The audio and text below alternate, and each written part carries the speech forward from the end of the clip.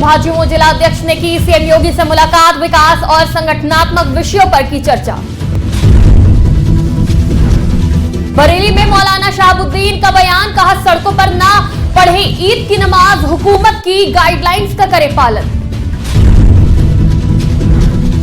बरेली में मौलाना तौकीर रजा ने दिखाए तेवर, संभल को लेकर किया ऐलान, कहा मैं सड़क पर ही पढ़ूंगा नमाज। मिर्जापुर के विंध्याचल धाम में उमड़ा भक्तों का सैलाब, लाखों श्रद्धालुओं ने किए मां विंध्यवासिनी के दर्शन, प्रशासन ने की पुख्ता इंतजाम। नमस्कार, आज की खबर में आपका स्वागत है। मैं हूं आपके साथ शिखा मेहरोत्रा। शुरुआत करते हैं उत्तर प्रदेश खबरों की।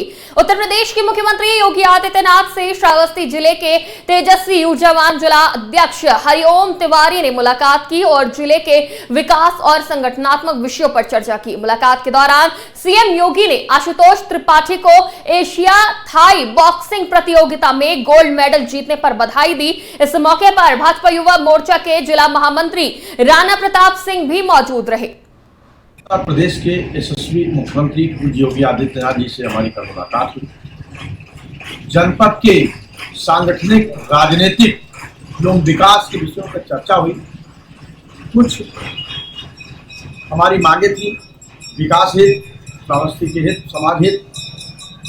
माननीय मुख्यमंत्री जी से हमने अपनी मांग रखी। उन्होंने उस मांग को पूरा करने का पूरा आश्वासन दिया है। हमारे भांजे आशुतोष त्रिपाठी और सत्यम, जो भी हाल ही में उत्तर प्रदेश के यशस्वी मुख्यमंत्री योगी आदित्यनाथ जी से हमारी कल मुलाकात हुई। जनपद के सांगठनिक, राजनीतिक।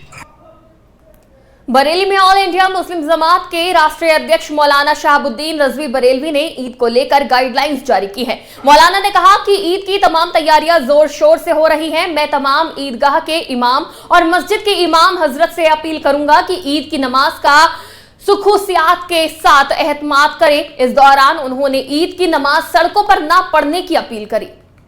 मैं सबसे पहले ईद उल फित्र की तमाम देशवासियों को मुबारकबाद देता हूं और मैं ख़ास तौर पर ईदगाह के इमाम हजरात और मस्जिद के इमामों से कहना चाहता हूं कि ईद की नमाज का एहतमाम बहुत खूब तरीके से, अच्छे से करें।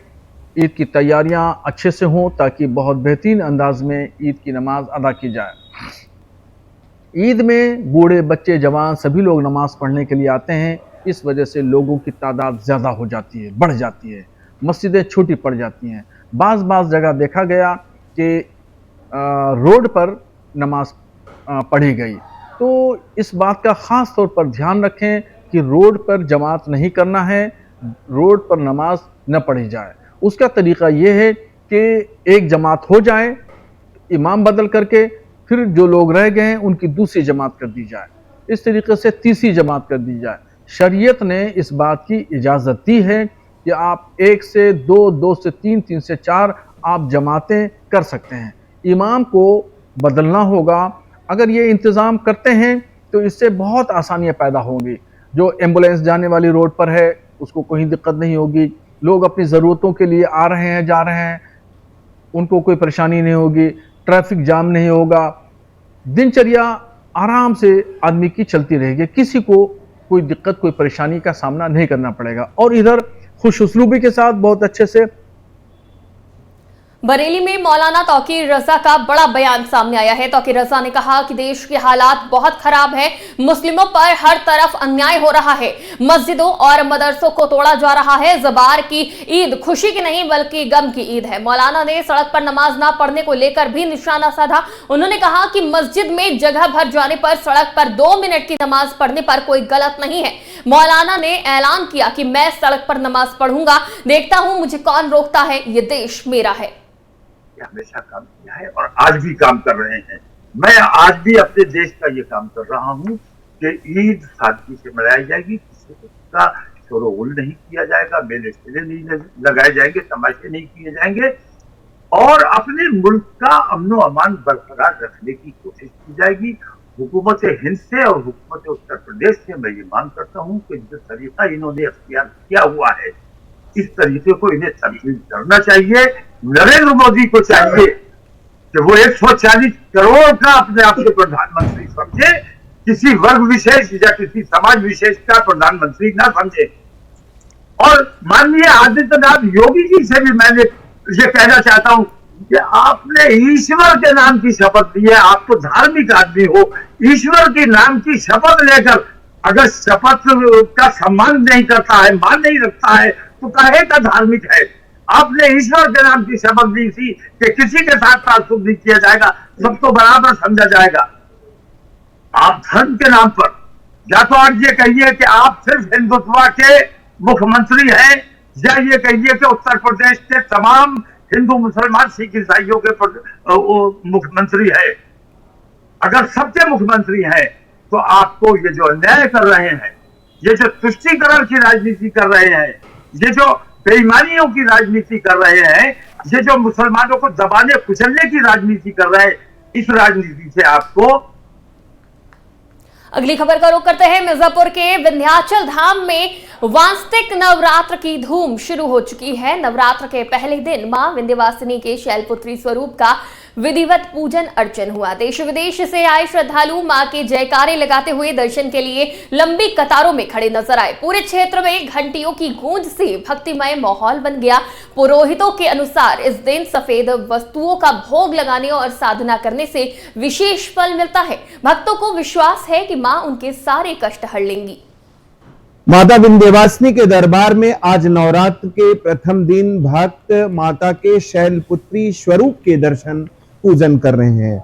मां शैलपुत्री पर्वतराज हिमालय के यहाँ पुत्री के रूप में जन्म ली थी, इसीलिए इनका नाम शैलपुत्री है। शैलपुत्री मां भक्तों को साहस और धैर्य का जो है शिक्षा प्रदान करती हैं और इनकी पूजा आराधना करने से विजयश्री की प्राप्ति होती है। माता शैलपुत्री की पूजा आराधना में भक्त यदि कुछ विशेष बातों का ध्यान में रख करके इनकी पूजा आराधना करें तो संपूर्ण कृपा आशीर्वाद को प्राप्त कर सकते हैं। नवरात्रि शक्ति के संपूर्ण कृपा आशीर्वाद को प्राप्त। देखिए, आज वासंतिक नवरात्र का प्रथम दिवस है। मां विंध्यवासिनी के धाम में बड़ी संख्या में श्रद्धालुओं का आवागमन हो रहा है और यहाँ बड़ी दूर दूर से श्रद्धालु आ रहे हैं।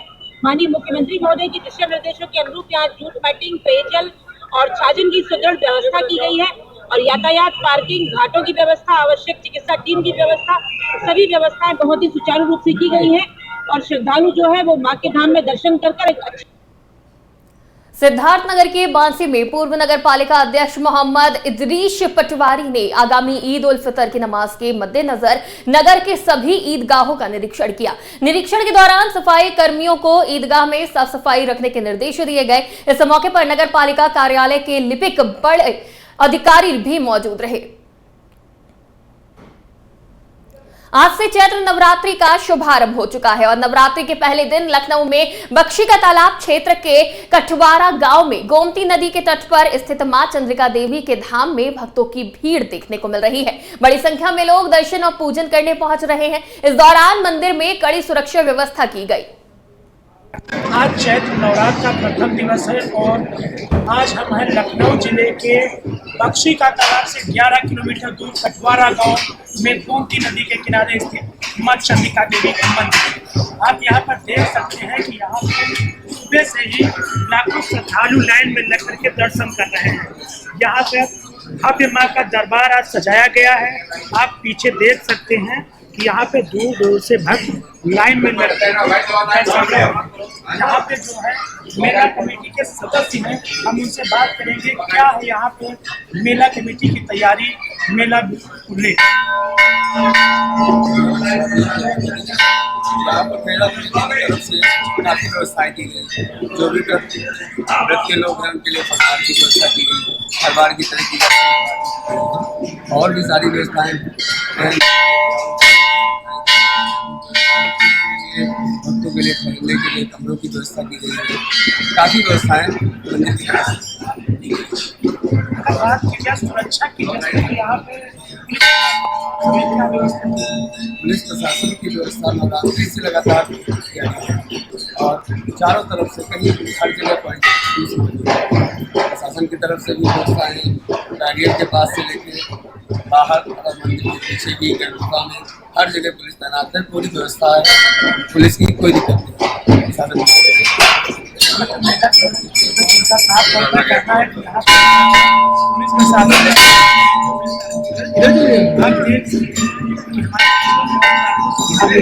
हम यहाँ पे बात करेंगे एक दो श्रद्धालुओं से कि आप कहाँ से आए हैं, कहाँ से कैसा लगता है माता का बात? कितने सालों से आप यहाँ दर्शन करने आ रहे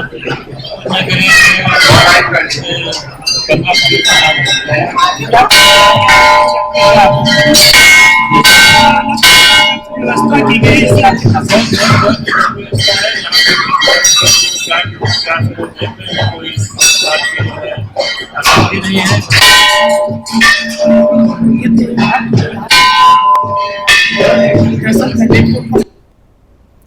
सीतापुर में कोतवाली बिस्वा क्षेत्र से 27 दिसंबर को गुलजार शाह मेले से लापता 3 साल के मासूम बच्चे को बिस्वा पुलिस ने आंध्र प्रदेश से बरामद कर लिया है। 3 महीने बाद अपने बच्चे को पाकर मासूम के माता पिता की खुशी का ठिकाना नहीं है। बच्चे की बरामदगी के बाद परिजनों ने पुलिस का धन्यवाद किया। सूचना के आधार पर बिस्वा पुलिस ने बदमाशों को पकड़ने के लिए जांच शुरू कर दी है। हमीरपुर में नवरात्रि के पहले दिन जिले के देवी मंदिरों में भक्तों की भारी भीड़ देखने को मिल रही है। सुबह से ही महिलाएं माता शैलपुत्री का पूजन अर्चन कर परिवार की मंगल कामना करने में जुटी हुई हैं। शहर से लेकर गांवों तक देवी भक्ति की लहर में श्रद्धालु सराबोर हैं। शहर के दुर्गा मंदिर में भोर से ही श्रद्धालुओं का आना जाना शुरू हो गया है। मंदिर के मुख्य गेट के सामने का दृश्य मेले जैसा लग रहा है। लखीमपुर खीरी में दुधवा नेशनल पार्क के खुले जंगलों में 2 गेंडों को पार्क प्रशासन ने गैंडा परियोजना से निकालकर छोड़ने में सफलता प्राप्त करी है। इसमें एक नर और एक मादा गेंडा शामिल है। इन दोनों को रेडियो कॉलर भी लगाया गया है ताकि इनके मूवमेंट का पता चल सके। दुधवा टाइगर रिजर्व के 27 वर्ग किलोमीटर क्षेत्र में करीब 4 दशक से गैंडा परियोजना चल रही है। यहाँ 46 गेंडे रह रहे हैं। इनमें से कुछ गेंडों को खुले जंगल में छोड़ने का निर्णय लिया गया है। लखीमपुर खीरी के निघासन क्षेत्र के गांव सिंगाहा से नेपाल जा रहा श्रद्धालुओं से भरा ट्रैक्टर ट्रॉली अनियंत्रित होकर पलट गया। हादसे में एक किशोर की मौत हो गई और अन्य लोग घायल हो गए हैं। घायलों को इलाज के लिए जिला अस्पताल में भर्ती कराया गया है। घटना की सूचना मिलने पर परिवार में कोहराम मच गया। हरदोई में चैत्र नवरात्रि के पहले दिन जनपद के सभी मंदिरों में श्रद्धालुओं का जन सैलाब उमड़ पड़ा। भक्तगण मां दुर्गा के दर्शन के लिए लंबी कतार में खड़े होकर अपनी अपनी बारी का इंतजार करते नजर आए। मंदिर में पहुंचे श्रद्धालुओं का कहना है कि माता रानी से जो भी सच्चे मन से मांगा जाता है वो अवश्य पूरा होता है। इस पावन अवसर पर भक्तों ने सुख समृद्धि की कामना की। हरदोई के शाहबाद में चोरों ने सराफा व्यापारी की दुकान को निशाना बनाते हुए सीसीटीवी कैमरा तोड़ दिया। इससे पहले व्यापारी के घर में 12 लाख रुपए की चोरी हो चुकी थी, जिसका अब तक खुलासा नहीं हुआ है। लगातार हो रही घटनाओं से व्यापारियों में डर है, जबकि पुलिस की निष्क्रियता पर सवाल उठ रहे हैं। सोशल मीडिया पर घटना की तस्वीरें वायरल हो रही है। स्थानीय लोगों ने प्रशासन से जल्द कार्रवाई और सुरक्षा व्यवस्था बढ़ाने की मांग करी है। हमारे घर 5 नवंबर को 16 लाख रुपए की चोरी हो गई थी। उसका अभी तक पुलिस ने खुलासा नहीं कर पाया। आज रात्रि कल रात्रि हमारे प्रतिष्ठान श्री सिद्ध विनायक ज्वेलर्स पर अज्ञात लोगों ने 2 कैमरे तोड़कर हमारी दुकान लूटने का प्रयास किया। हम सभी पत्रकार बंधुओं से निवेदन करते हैं कि हमारी बात ऊपर तक पहुंचाई जाए ताकि चोर पकड़े जाएं और हो सकता हो उन्हीं में। हरदोई जिले से हैरान करने वाली खबर सामने आई है, जहां एक पति पत्नी के बीच विवाद होने लगा। विवाद इतना बढ़ गया कि बात मारपीट तक जा पहुंची। पूरे गांव में दौड़ दौड़ कर दोनों मारपीट करने लगे। लोगों ने उनका वीडियो बनाकर इसे वायरल कर दिया। आसपास मौजूद ग्रामीणों ने उन्हें अलग करने का प्रयास भी किया, लेकिन गुस्से में महिला पति को छोड़ने को तैयार नहीं। सहारनपुर में चैत्र नवरात्र के पहले दिन शिवालिक पहाड़ियों के बीच स्थित 51 शक्तिपीठ में से एक सिद्धपीठ मां शाकंभरी देवी मंदिर में देवी दर्शन के लिए श्रद्धालुओं की भीड़ उमड़ पड़ी। मां के जयकारों के साथ हजारों श्रद्धालुओं ने मां के दरबार में शीश नवाते हुए प्रसाद चढ़ाकर मन्नतें मांगी। उधर मेले में श्रद्धालुओं की भीड़ को देखते हुए पुलिस प्रशासन द्वारा सुरक्षा के कड़े इंतजाम किए गए। जगह जगह पुलिसकर्मी तैनात हैं और यातायात व्यवस्था को दुरुस्त रखने के लिए ट्रैफिक पुलिस को भी लगाया गया है। कन्नौज में पुलिस को बड़ी सफलता हासिल हुई है, जहां थाना गुड़सरायगंज पुलिस ने बीते 8 फरवरी को कस्बा गुड़सरायगंज में 50 लाख की चोरी की घटना का खुलासा किया। खुलासा करते हुए पुलिस ने घटना में शामिल 3 आरोपियों को गिरफ्तार किया है। तलाशी के दौरान कब्जे से चोरी किए गए आभूषण अनुमानित मूल्य करीब 38,86,000 रुपए और 72,000 रुपए नगद बरामद किया है। देखिए 7 फरवरी की रात को कस्बा गुड़सरायगंज में राम अवतार गुप्ता हैं, एक बड़े व्यवसायी हैं, जिनके घर से लगभग 50 लाख रुपए के सोने चांदी के आभूषण और नकदी की चोरी हुई थी। उस समय इनका पूरा परिवार कुंभ स्नान करने के लिए गया हुआ था, जिसमें हमारे प्रभारी निरीक्षक गुड़सरायगंज और सर्विलांस की टीम ने संयुक्त रूप से घटना का सफल अनावरण करते हुए लगभग 80% माल, जो सेम वही माल है, उसको बरामद किया गया है। इसमें 3 अभियुक्तों को गिरफ्तार किया गया है। इसमें एक गुफरान है, दूसरा जाकिर है, तीसरा काशिदा बेगम है।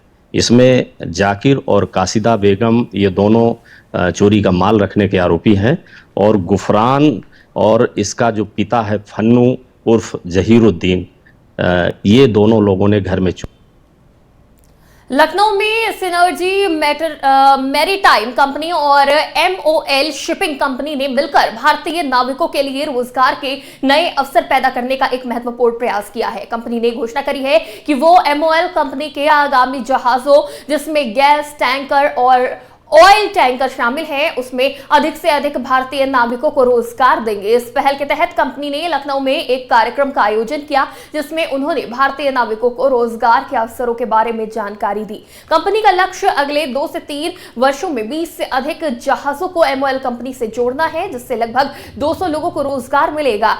सिनर्जी मैरीटाइम कंपनी के कैप्टन अंशु राजवंशी ने कहा कि कंपनी का उद्देश्य भारतीय नाविकों को विश्व स्तर पर रोजगार के अवसर प्रदान करना है। उन्होंने कहा कि कंपनी हिंदुस्तान के अलग अलग हिस्सों में जाकर इस अवसर के बारे में जानकारी दे रही है।